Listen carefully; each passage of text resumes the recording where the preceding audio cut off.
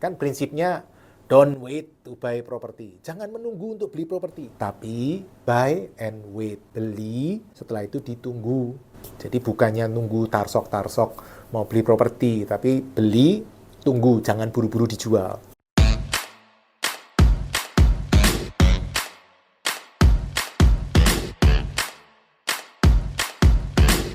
Halo teman-teman, kita ketemu lagi di YouTube Pipo. Hari ini kita ngobrolin satu kata, satu kalimat yang paling saya sukai, tapi sebenarnya jarang saya omongkan. Kenapa? Karena mungkin kata-katanya kurang enak didengar gitu loh. Sebenarnya yang ngomong gini ini adalah Mr. Robert Kiyosaki di bukunya Rich Dad Poor Dad atau Cash Flow Quadrant. Teman-teman baca lebih detail. Tapi kata-kata itu yang selalu nancep di saya, dan saya sharingkan ke teman-teman. Kata-katanya simpel sekali, teman-teman. Hanya orang malas yang invest pakai uang sendiri. Wah, itu saya nangkep sekali. Ya, benar juga sebenarnya yang disampaikan. Kalau orang rajin, dia bilang, dia akan berpikir caranya gimana kita invest bukan dengan uang kita sendiri, tapi uang orang lain.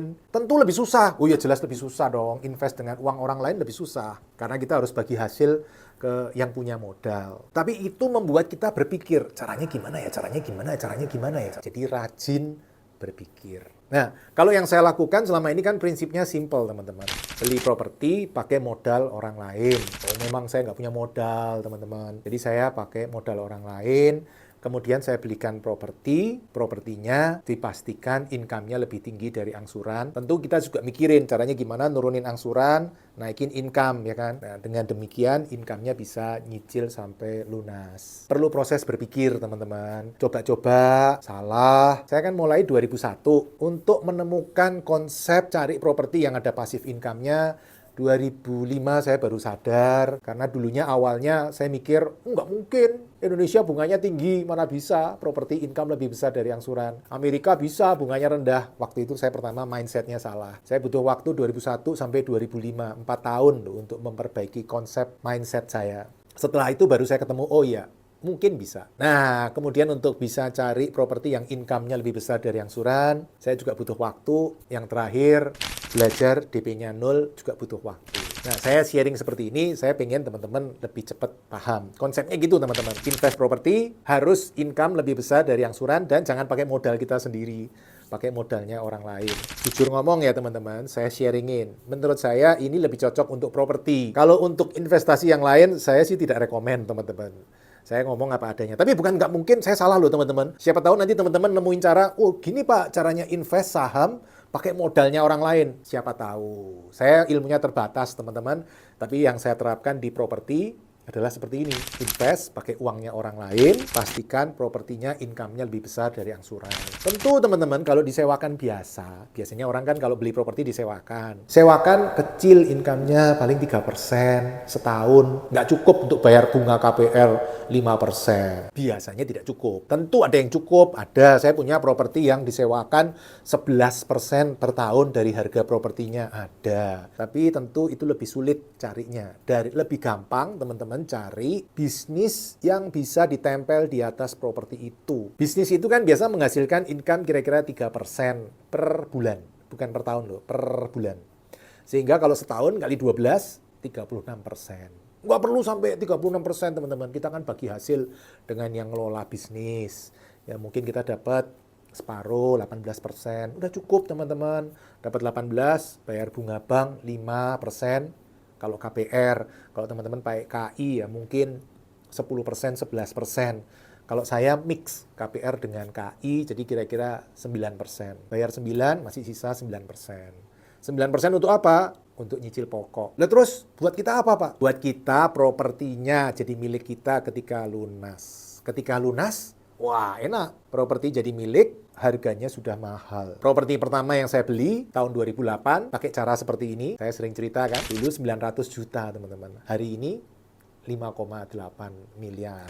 Oh, 5,8 sekarang mungkin kalau dijual paling cuma 3 miliar, Pak. Kalau mau jual cepat. Nggak apa-apa. Terus saya beli 900 kok. Diomong 3 miliar juga nggak apa-apa. Dan memang tidak ada rencana dijual. Saya lebih senang income-nya.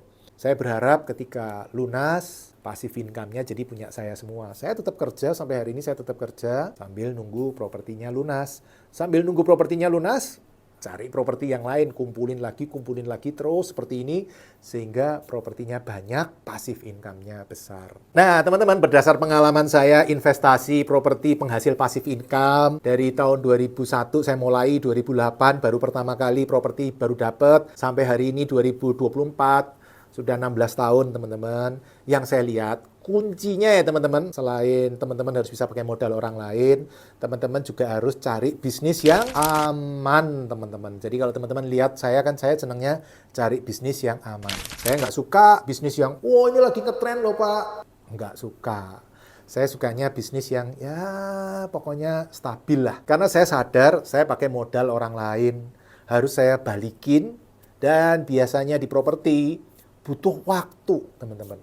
Average 7-8 tahun. Karena itu saya juga harus mikir bisnis-bisnis yang kira-kira 7-8 tahun lagi masih ada dan masih bisa menghasilkan. Nah, teman-teman kan lihat bisnis-bisnis apa saja yang saya pakai. Ada minimarket, ada kos, ada warteg. Nah, ini bisnis-bisnis yang menurut saya profitnya nggak gede sekali, teman-teman. Wow, gitu enggak. Tapi ya oke lah. Yang penting aman, awet, masih bisa jangka panjang, dan di atas bunga bank. Bunga bank anggap aja 9%, ya harus di atas itu. Saya target di atas 12%. Karena dari dulu saya 2008 zaman ngerasain bunga 12%. Sekarang bunga tambah lama, tambah turun. Dan menariknya teman-teman, semakin lama ROI-nya semakin tinggi. Kenapa? Karena propertinya semakin lama semakin mahal, income-nya semakin besar, padahal saya belinya dulu. Nah, di properti memang harus seperti itu. Kan prinsipnya, don't wait to buy property. Jangan menunggu untuk beli properti, tapi buy and wait. Beli, setelah itu ditunggu. Jadi bukannya nunggu tarsok-tarsok mau beli properti, tapi beli, tunggu, jangan buru-buru dijual. Properti pertama saya tahun 2008 sampai hari ini tetap saya pertahankan. Karena menurut saya itu investasi yang bagus. Selain itu teman-teman, kalau teman-teman selain prinsip tadi, cari bisnis yang aman, autopilot, awet, dan di atas bunga bank, teman-teman juga harus bisa dipercaya oleh pemberi modal. Kalau kita terkenal nakal, aduh teman-teman susah. Makanya nama baik itu harus selalu dijaga. Nama baik adalah aset yang tak terhingga nilainya, priceless. Tidak bisa dinilai dengan uang. Dengan nama baik, cari kredit gampang. Bahkan tidak harus cari kredit dari bank. Kita bisa cari kredit dari investor, dari penjual, atau dari manapun. Masih banyak sumber-sumber pembiayaan selain dari bank. Tapi ya itu, harus bisa dipercaya, punya nama yang baik, komitmen yang baik, dan mungkin awalnya juga dari bawah. Mungkin dari investor atau dari bank kasih kredit awalnya ya kecil. Dulu tahun 2008 kan bank kasih kredit saya cuma 1,2 miliar. Kalau hari ini ya sudah lebih dari itu teman-teman. Jauh di atas itu. Tentu nama baik penting, harus dijaga. Bank itu lebih senang ketika melihat kita punya nama baik yang tercermin di slick yang bagus selama ini. Oh, orang ini sudah kredit dari 2008 sampai hari ini dan baik-baik saja. Itu bank seneng. Daripada ini orang siapa ya kok nggak muncul di slick ya. Tanda tanya bagi mereka, biasa bank tidak terlalu yakin untuk memberikan pembiayaan. Jadi teman-teman, kalau orang invest properti pakai modal sendiri, menurut saya setuju yang dikatakan Mr. Robert Kiyosaki. Hanya orang malas yang investasi pakai modal sendiri. Kalau orang rajin akan invest pakai modal orang lain. Nah, teman-teman sendiri gimana? Invest pakai modal sendiri atau modal orang lain? Kalau saya jelas invest pakai modal orang lain. Bukan karena saya rajin teman-teman, tapi karena iya memang saya nggak punya modal. Jadi terpaksa harus saya tutupin dengan rajin. Satu lagi kuncinya kita harus berpikir keras. Caranya gimana menurunkan angsuran, menaikkan income. Caranya nurunin angsuran banyak. Saya aja mungkin ada sekitar 7 cara. Nah, caranya naikin income juga juga banyak. Setelah jalan invest puluhan properti, saya lama-lama juga bisa menyimpulkan cara-cara apa yang bisa dilakukan untuk menaikkan income. Kita ngobrol-ngobrol lain kali aja, atau mungkin saya sudah sering sharing ke teman-teman, coba tonton di video-video yang lain. Sukses, salam Passive Income Property. Terima kasih telah mengikuti video hingga selesai. Untuk yang belum subscribe, ayo subscribe channel Pipo Hargianto dan klik lonceng notifikasi untuk mengikuti video-video selanjutnya. Teman-teman juga bisa mengikuti seminar-seminar gratis yang saya bagikan. Silakan daftar melalui nomor berikut.